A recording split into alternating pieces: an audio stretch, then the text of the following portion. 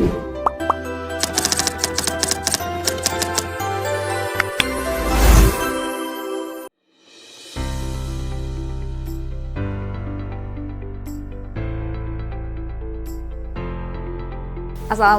warahmatullahi wabarakatuh.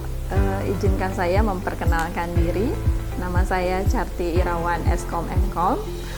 Saya adalah salah satu dosen tetap di Prodi S1 Sistem Informasi Universitas Nusa Putra di bawah Fakultas Teknik Komputer dan Desain dengan nomor induk dosen nasional 0401108606. Oke, pada kesempatan ini saya akan menyampaikan pernyataan diri dosen atau PDD di bidang pengajaran, di mana video ini dibuat sebagai salah satu proses dari seleksi sertifikasi dosen gelombang 1 yang diselenggarakan oleh Kementerian Pendidikan Tinggi, Sains dan Teknologi. Nah, pada kesempatan ini saya akan memaparkan salah satu mata kuliah yang saya ampu pada Prodi Sistem Informasi, yaitu mata kuliah Basis Data. Nah, untuk basis data ini saya mengampu di semester 2 di tahun akademik 2024-2025, di mana kemarin diselenggarakan pada semester genap. Oke, nah untuk mata kuliah ini sendiri memiliki bobot studi yaitu 3 SKS. Untuk perkuliahan ini sendiri dilakukan secara offline atau tatap muka, di mana ada 2 metode yang digunakan, yaitu SCL dan PBL. Gitu, di mana SCL itu Student Centered Learning dan PBL itu Problem Based Learning, gitu ya. Jadi di mana pembelajaran ini memfokuskan kepada kegiatan atau keterlibatan mahasiswa secara interaktif dalam membangun pemahaman mengenai perancangan, implementasi sebuah database ke dalam sebuah DBMS, di mana bisa dilakukan juga di dalam ruang kelas dan ruang lab komputer yang ada di Universitas Nusa Putra. Oke, pembelajaran ini diselenggarakan selama 16 kali pertemuan atau 16 minggu berdasarkan kalender akademik yang sudah dirancang dan disesuaikan untuk mendukung capaian-capaian pembelajaran sesuai dengan CPMK atau lulusan yang ada di Prodi Sistem Informasi. Oke, selain itu juga penerapan metode yang lebih dalam, yaitu Student Centered Learning dan Problem Based Learning juga mendorong keterlibatan aktif mahasiswa dalam mengeksplorasi dan mengeksekusi perencanaan dan penerapan praktis yang berbasis proyek dalam pembelajaran atau juga praktikum, di mana mahasiswa bisa secara interaktif menyampaikan atau merencanakan proyek-proyek mereka secara detail dan secara nyata, gitu ya. Nah, untuk pembelajaran ini juga divariasikan dengan beberapa metode pendekatan tentunya. Yang pertama yaitu ceramah tatap muka yang biasa kita lakukan di dalam kelas, di mana ada interaksi antara saya sebagai dosen pengamu dengan mahasiswa yang ada di kelas. Dan nomor 2 adalah diskusi tatap muka, di mana semua mahasiswa berinteraksi satu sama lain untuk membahas pemecahan beberapa pertanyaan-pertanyaan dari antar mahasiswa untuk menyelesaikan tugas yang diberikan oleh dosen atau dengan menerapkan studi kasus yang sudah diberikan tentunya. Dan nomor 3, adanya tutorial yang diberikan. Jadi mahasiswa ini juga diberikan tutorial bagaimana mengolah suatu studi kasus atau suatu materi yang belum selesai. Nah, kita kasih tutorial. Setelah itu mahasiswa bisa mempraktikannya secara langsung. Oke, yang nomor 4 adalah menggunakan metode praktikum yang langsung di lab agar mahasiswa lebih memahami konsep basis data ke dalam tools DBMS, ke dalam sebuah perangkat atau media yang akan menjadi pengolah atau DBMS Database Management System dalam sebuah perangkat komputer tentunya. Nah, untuk lebih lanjutnya atau lebih detail, mata kuliah basis data ini adalah menerangkan bagaimana beberapa materi yang saya jelaskan di kelas tentunya, supaya mahasiswa itu dapat memahami beberapa hal-hal yang mendasar, seperti bagaimana membedakan sebuah file tradisional dan sudah terbasis data seperti itu. Selanjutnya mahasiswa juga bisa memahami bagaimana konsep merancang, membuat atau mendesain secara dasar dan mengenal istilah-istilah dasar tentang basis data yang dimana sebelumnya mungkin dari berbagai jurusan di sekolah sebelumnya yang belum pernah belajar tentang basis data. Nah, di sini juga kita pelajari bagaimana istilah-istilah yang newbie mungkin yang atau baru gitu bagi mahasiswa yang belum pernah mengetahui apa sih sebenarnya istilah-istilah yang baru bagi basis data. Seperti contohnya relationship atau entitas atau atribut seperti itu ya. Dan menjelaskan juga bagaimana komponen-komponen untuk menciptakan sebuah basis data itu. Ada beberapa komponen yang perlu dipahami ketika membuat suatu basis data gitu ya. Nah, komponen apa saja yang termasuk ke dalamnya, yaitu kita ulas di situ, dan bagaimana keuntungan dan kerugian ketika sudah menggunakan basis data. Tentunya itu semua secara berkesinambungan, secara mengurut dari sesi 1 sampai sesi 16 dijabarkan dengan beberapa studi kasus yang kita buat berdasarkan dengan tema atau materi yang ada. Tentunya setiap materi atau setiap sesi disampaikan seperti itu, materi dan sesinya itu ada studi kasus, kuis, dan tugas yang kita berikan setiap sesinya. Dan mahasiswa juga bisa mengakses itu semua di dalam sistem kita, namanya sistem SIAKAD, Sistem Informasi Akademik Mahasiswa, dan Edlink System, di mana setiap pertemuan dosen pengampu itu mengupload materinya ke dalam Edlink. Jadi setiap sesi sebelum masuk ke kelas itu materinya sudah kita berikan kepada mahasiswa supaya mahasiswa bisa mempelajari apa yang akan dipelajari esok harinya. Dan di kelas itu kita membuat sebuah diskusi. Jadi dari materi yang sudah kita share ke mahasiswa itu, di kelas kita akan jabarkan kembali, dan mahasiswa sudah menemukan apa nih dari intisari materi yang sudah di-share, dan kita lebih banyak mendiskus di kelas apa sih sudah dipahami atau belum, seperti itu gitu ya. Dan setiap akhir pembelajaran kita selalu membuat kuis dan tugas untuk mendalami dari materi yang sudah kita sampaikan. Biasanya tugas dan kuis itu kita kasih jangka waktu untuk pengerjaan itu kurang lebih 1 minggu. Nah, tentunya dengan adanya SIAKAD dan Edlink ini mempermudah mahasiswa untuk mengakses semua materi-materi yang sudah diberikan oleh dosen. Dan di sini menjadikan forum diskusi antar semua anggota kelas, mulai dari membahas topik pembelajaran atau ada hal-hal yang masih belum jelas yang ingin didiskusikan bisa melalui platform ini, gitu ya. Jadi penilaiannya serta silabus di awal perkuliahan juga kita sampaikan semuanya di Edlink. Jadi ini memudahkan dosen pengampu dan mahasiswa saling berinteraksi di luar kelas tentunya. Jadi bisa diakses secara real time kapanpun dan dimanapun berada. Nah, mata kuliah ini memiliki beberapa capaian yang disesuaikan dengan lulusan program studi sistem informasi yang terdiri dari beberapa CPMK. Yang pertama yaitu mampu menjelaskan prinsip-prinsip dasar dalam pengembangan basis data.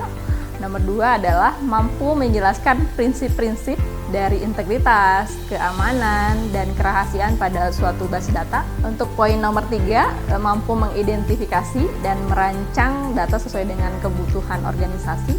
Nomor 4 adalah bisa atau mampu mengimplementasikan perancangan basis data yang sudah dibuat ke dalam sebuah DBMS.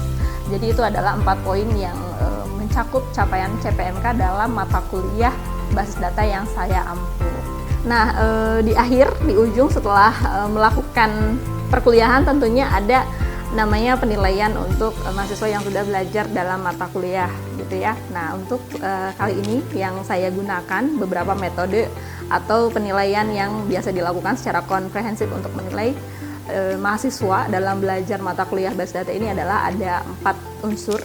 Yang pertama, unsur tugas dan kuis itu memiliki bobot penilaian 35%. Yang kedua, partisipasi dan kehadiran itu memiliki bobot 15%. Dan yang ketiga itu penilaian di UTS ada 25%, dan yang terakhir penilaian di UAS memiliki bobot 25%. Nah, itulah sekilas penjabaran dari mata kuliah basis data yang saya ampu. Nah, selanjutnya pemirsa atau penonton bisa melihat cuplikan saya mengajar di kelas, di mana dalam cuplikan kali ini saya mengajar mata kuliah basis data pada sesi kelima. Oke, selamat pagi semua. Assalamualaikum warahmatullahi wabarakatuh. Waalaikumsalam warahmatullahi wabarakatuh. Oke, gimana kabarnya hari ini? Baik. Hari ini kita ketemu lagi di mata kuliah basis data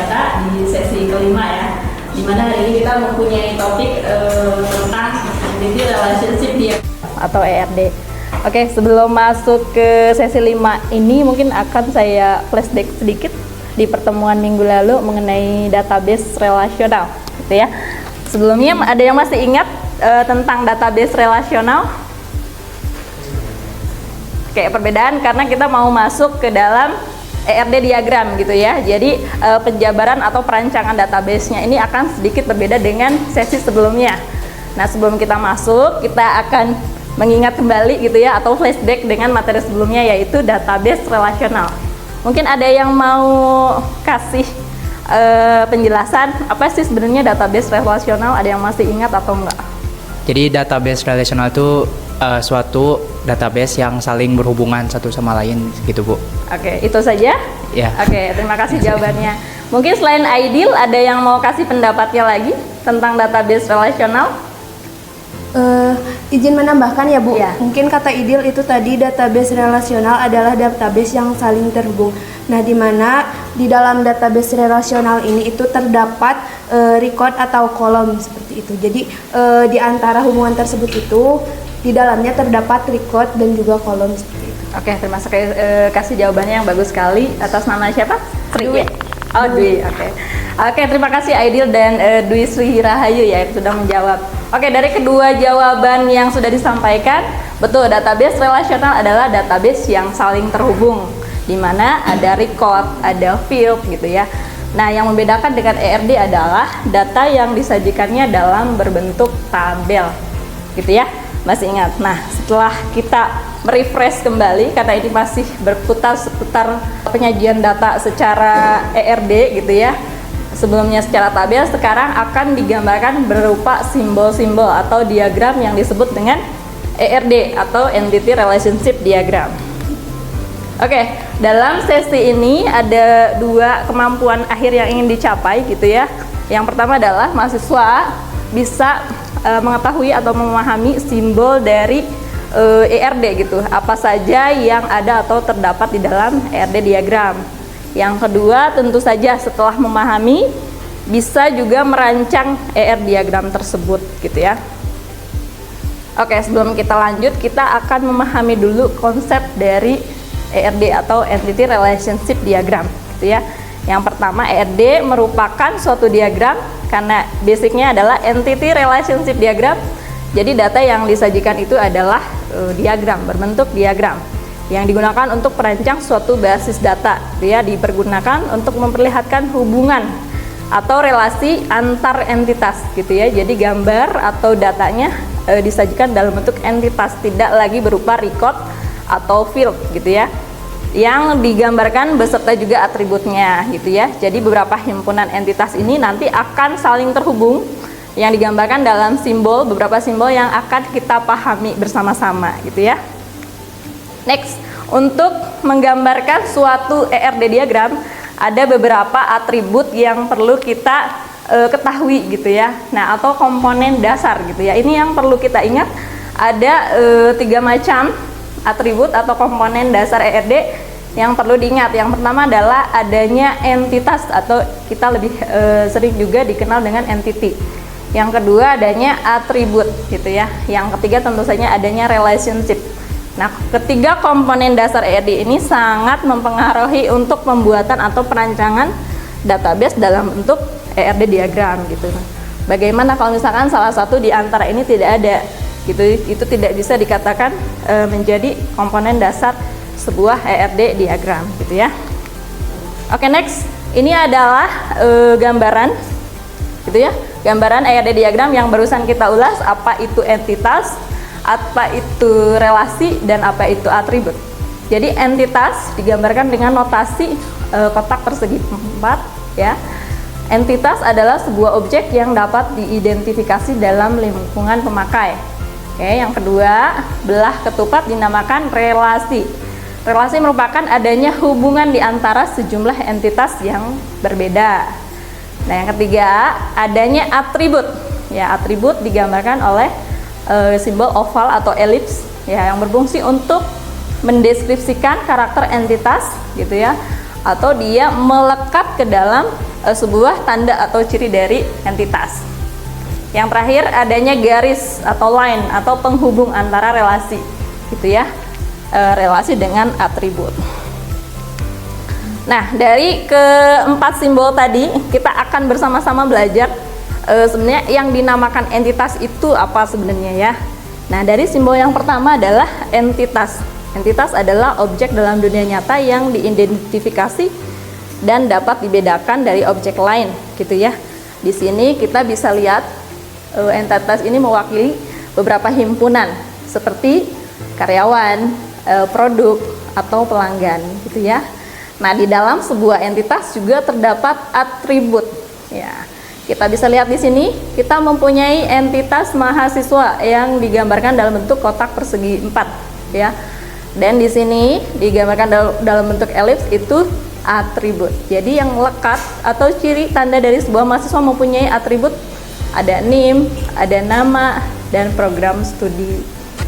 Nah, di sini ada beberapa kriteria dalam menentukan sebuah entitas ya. Nah, di sini dari perannya. Di sini ada contoh dosen, mahasiswa, karyawan, dan pegawai. Yang berikutnya ada dari kejadian. Ada kuliah, kursus, KRS, dan lain sebagainya. Yang ketiga dari abstrak, ada mata kuliah, ada golongan, ada pekerjaan. Dari fisik ada ruang kelas, rumah, mobil, dan lain sebagainya. Gitu ya, itu cara menentukan beberapa entitas. Next, ada beberapa jenis entitas ya.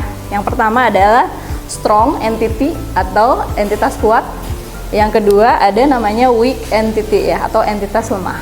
Perbedaannya terdapat dari gambar ya. Ketika kita berbicara weak entity, dia tidak bisa berdiri sendiri, artinya dia tidak juga bisa memiliki kunci utama sendiri. Yang kedua, entitas kuat atau strong, entitas yang tidak bergantung kepada entitas lain, artinya dia kuat, strong, bisa berdiri sendiri dan memiliki kunci utama, gitu ya. Nah, di sini kita lihat perbedaan antara entitas lemah dan entitas kuat. Oke, dari perbedaan ini kita bisa lihat ya, di mana mahasiswa ini bisa berdiri sendiri, mempunyai kunci utama berupa NIM. Oke, di sini untuk hobi tidak bisa berdiri sendiri. Kenapa? Ada yang bisa menjelaskan kenapa hobi tidak bisa berdiri sendiri atau dikatakan lemah? Karena di sini dia tidak bisa memiliki kunci utama, gitu ya, atau dia bergantung kepada entitas mahasiswa, gitu ya. Karena di sini hobi tidak ada kuncinya. Ada identifikasi misalkan ID yang membedakan mana itu hobi yang dimiliki oleh masing-masing mahasiswa, karena hobi itu variatif atau berbeda, gitu ya. Jadi jenisnya itu tidak sama atau tidak bisa disamakan satu mahasiswa dengan mahasiswa yang lainnya. Jadi entitas hobi dikatakan entitas yang lemah atau weak entity. Oke, next ada namanya simbol diagram, yaitu atribut. Digambarkan dalam bentuk oval atau elips ya. Jadi semua informasi yang berkaitan dengan entitas atau juga disebut juga properti dari objek ya, digambarkan dengan oval atau elips ya. Di sini atribut dari sebuah mahasiswa bisa berupa NIM, nama, alamat, tempat tanggal lahir gitu, atau bisa ada yang menambahkan selain data yang ini. Atribut dari sebuah mahasiswa, ada yang mau kasih contoh tambahan yang melekat dari sebuah mahasiswa? Oke, jenis kelamin, lalu nomor handphone, ada lagi? Jurusan, ada lagi? Email. Oke, bisa ditambahkan ya sesuai dengan kebutuhan. Oke, setelah atribut kita komponen dasar yang satu lagi. Yang pertama tadi ada entitas, ada atribut, yang terakhir adalah relasi atau relationship. Dari pengertiannya, relationship, ada yang tahu relationship? Hubungan ya, hubungan antara entitas ya, hubungan yang terjadi antar entitas. Ada beberapa relationship berdasarkan derajat kardinalitasnya. Oke, yang pertama ada namanya relationship dengan derajat cardinality 1 to 1, gitu ya.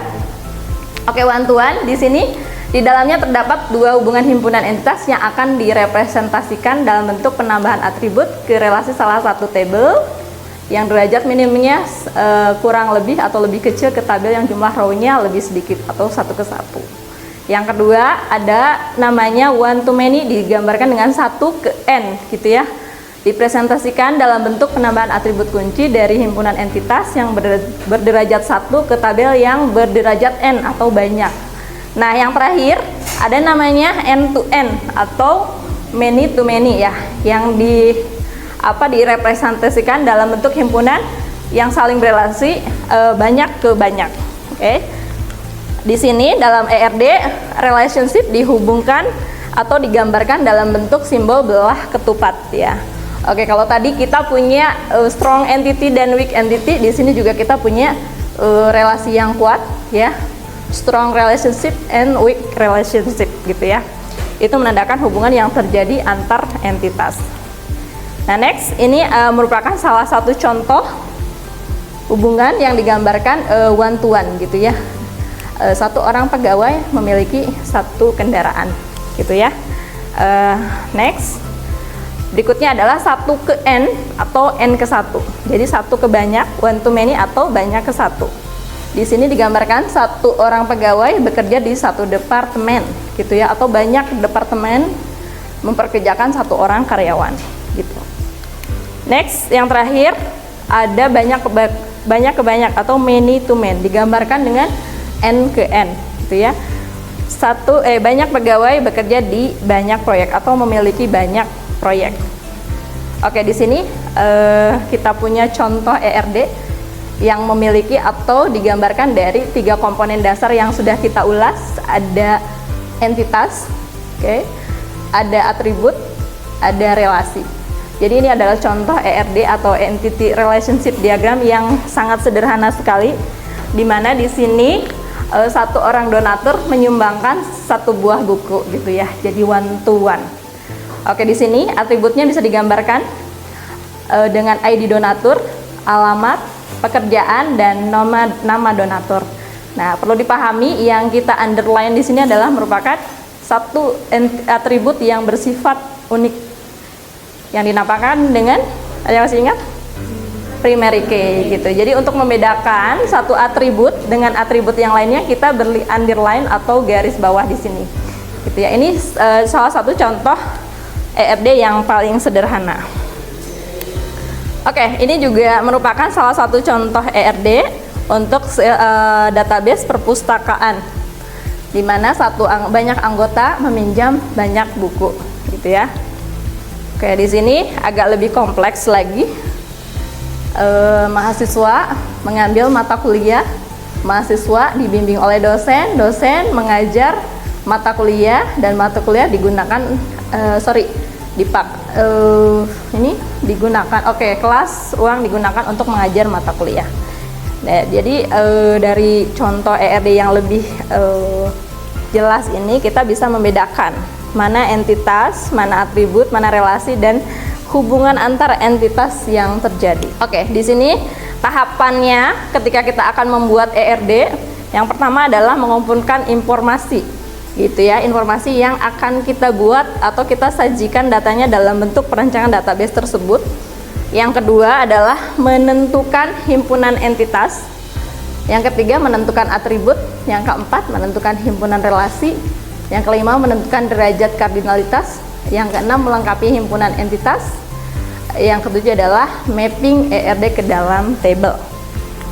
Oke, sampai sini sesi kelima dalam perancangan Entity Relationship Diagram. Topiknya sudah selesai. Untuk materi yang sudah saya sampaikan, apakah ada yang ingin ditanyakan seputar entity atau relasi atau atribut? Ada yang ingin bertanya? Ya? Masih bingung di bagian entitas lemah sama entitas kuat. Ya. Itu bedanya tadi kan kalau dia nggak punya ID unitan, Oke. entitas lemah itu. Nah, misalnya kalau antara nasabah dan rekening, apakah rekening itu entitas? Kayaknya entitas lemah kalau nomor rekening itu. Oke. Nomor rekening. Nomor rekening. Oke, kita coba gambarkan ya. Untuk tadi perbedaannya antara nasabah, begitu? Ini nasabah dan Entitas nasabah dan rekening. Norek. Oke. Yang ditanyakan adalah mana di antara dua ini entitas lemah dan kuat? Apakah dua-duanya entitas kuat atau salah satu di antaranya entitas lemah, begitu ya?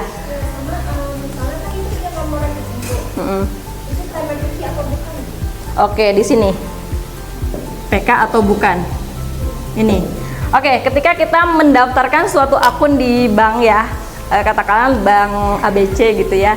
Salah satu nasabah itu biasanya ini menyerahkan kartu tanda penduduk atau KTP untuk membuat akun gitu ya. Jadi untuk mana entitas kuat dan lemah ketika kita mempunyai data di sebuah bank, ini adalah entitas kuat dan ini adalah lemah. Kenapa seperti itu? Karena biasanya nomor rekening itu menjadi PK dan di sini PK, di sini atributnya muncul nama nasabah ya. Jadi nomor rekening dan nasabah ketika terjadi di dalam sebuah transaksi perbankan, untuk nomor rekening ini menjadi PK dan dikatakan dengan entitas yang strong atau kuat.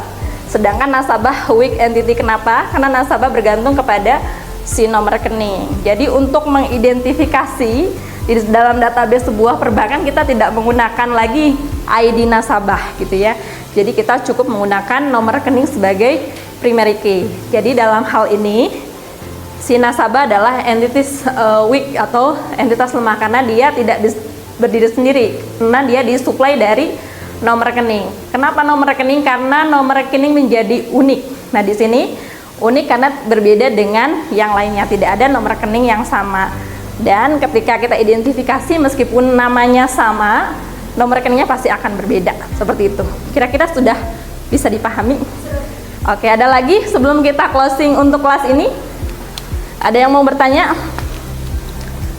Atau sudah cukup?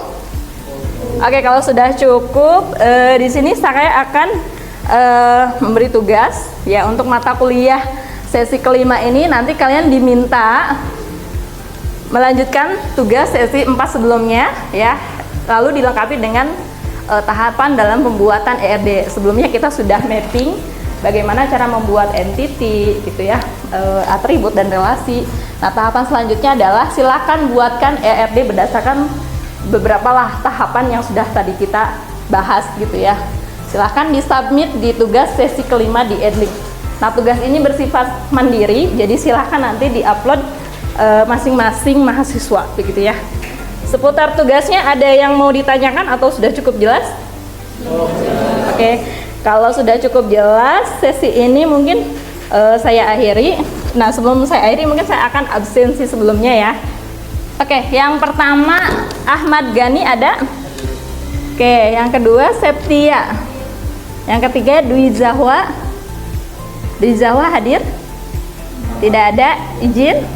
Oke. Muhammad Bilal? Oke. Muhammad Nazar? Fikri Kurniawan? Dwi Sri Rahayu? Putri Alia? Izin. Saiful Iman? Muhammad Dafa? Anissa? Realita? Geraldi? Gak ada. Alfa sakit. Sakit apa? Katanya kakinya itu bokap. Oke. Muhammad Fikri Maulana? Oke. Neng Rista? Naufal? Denta? Muhammad Rivaldi? Anazala? Oke, Siva? Neng Vira? Izin. Saifani? Lia Ramadhani? Saifani? Radina? Isyania? Adnan? Adnan nggak ada ya? Alfa ya? Eno? Sebentar, Eno? Nur Laila? Gita? Ada yang belum tersebut? Siapa namanya? Oke, Syafira?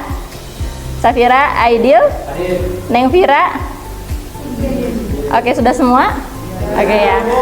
Siapa yang belum? Siapa namanya? Azka. Oh ya, Azka Putra Priyatna ya. Oke, terima kasih yang sudah hadir di sesi 5 ini. Silakan dikerjakan tugasnya sesuai dengan deadline yang sudah saya setting di Edlink masing-masing. Terima kasih, selamat pagi. Wassalamualaikum warahmatullahi wabarakatuh. Demikianlah cuplikan tayangan mengajar saya di kelas dengan mata kuliah Basis Data. Terima kasih yang sudah menyaksikan, semoga bermanfaat. Atas perhatiannya, saya ucapkan terima kasih. Wassalamualaikum warahmatullahi wabarakatuh.